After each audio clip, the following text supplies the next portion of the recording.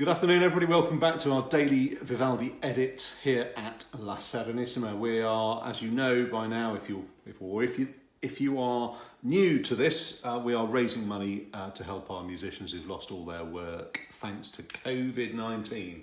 And if you don't know what COVID-19 is, then don't know where you've been for the last few months. Anyway, we have been looking at Vivaldi's Opus 12 the last week or so, and we've done all the solo concertos, all the 5 solo concertos, so there's one concerto left to do, even though it's not a solo concerto, it's just a concerto for ripieno strings. I thought it would be unfair to miss it out, particularly as it is so good. And in fact, it was this concerto was the reason why I bought my set of facsimile Opus 12 parts back in November 1995, 25 years ago. There you go. That was when I was 1, obviously.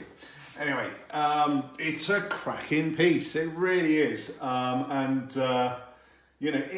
find it amazing that these pieces aren't Vivaldi's ripieno concerti are not better known, because there are some total gems, of which this is one.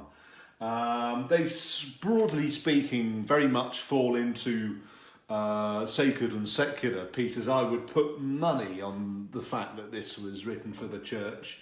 It's got a sort of very, very jubilant opening. Here we go.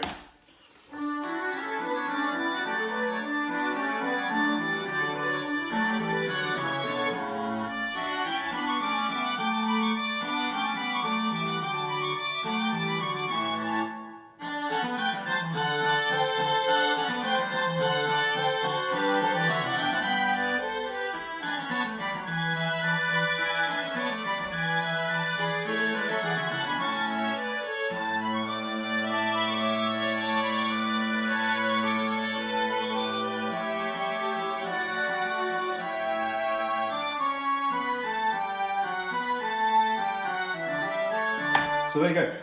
It's one of the things that has it's been quite interesting, just doing the whole of the Opus 12 in one go, because with the Opus 7, which is a bit crap anyway, and not many of the concertos are actually by him, and with the Opus 4, we've sort of dotted in and out of the set. But having done the whole of the Opus 12,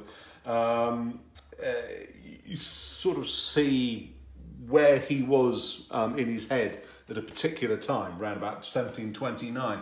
And every single concerto, I think it's fair to say, has this kind of the violins on a sort of one note, and then the violas and the basses gradually descending, a sort of technique that obviously he thought was grand around about the late 1720s, and certainly works. I mean, you can hear straight in at the very beginning. You got the violins, although they're doing scales and stuff, they're basically on Ds, and the violas and the basses are sort of going down stepwise. Then he repeats it, then you get a sequence, and then you get this brilliant. This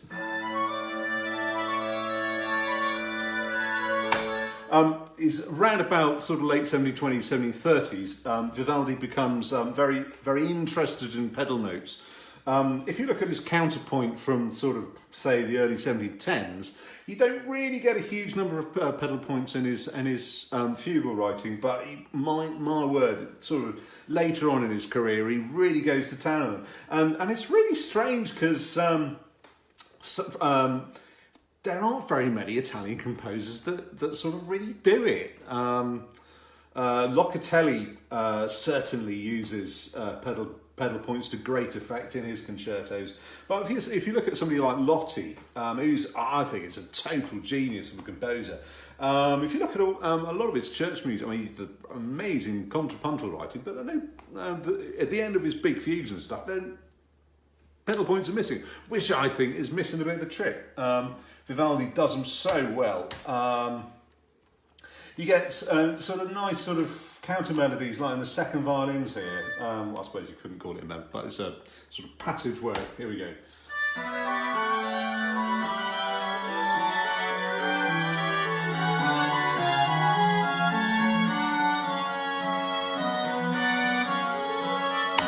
So there you go. That's kind of what the first movement does. And then you get one of these beautiful, beautifully written, intense harmonic experiences that he does so well, and his church music.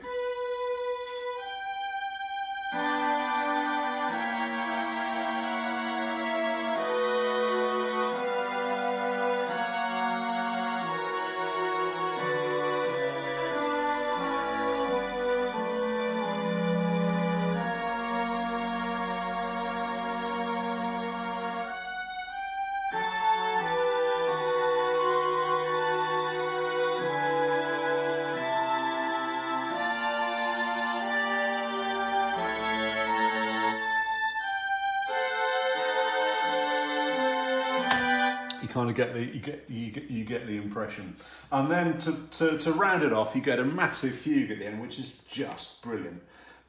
It's so jubilant. It's interesting that this is RV124, RV123, another ripieno concerto in D major, also has a concluding fugue with a humongous pedal point at the end of it. But that fugue is very much more sort of sombre in affect, partly because it was reworked from the funeral concerto that we looked at a few weeks ago. Here you go.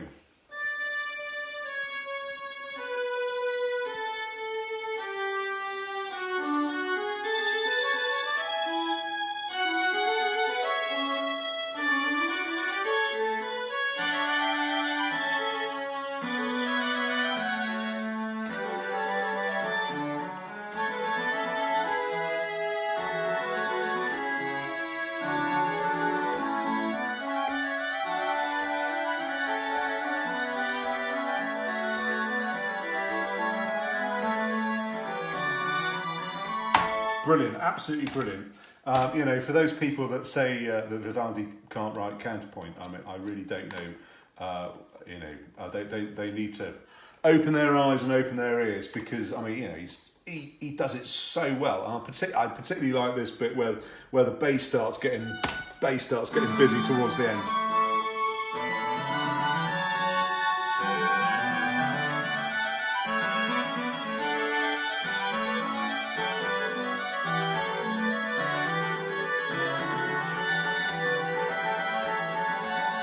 And here comes the big pedal point.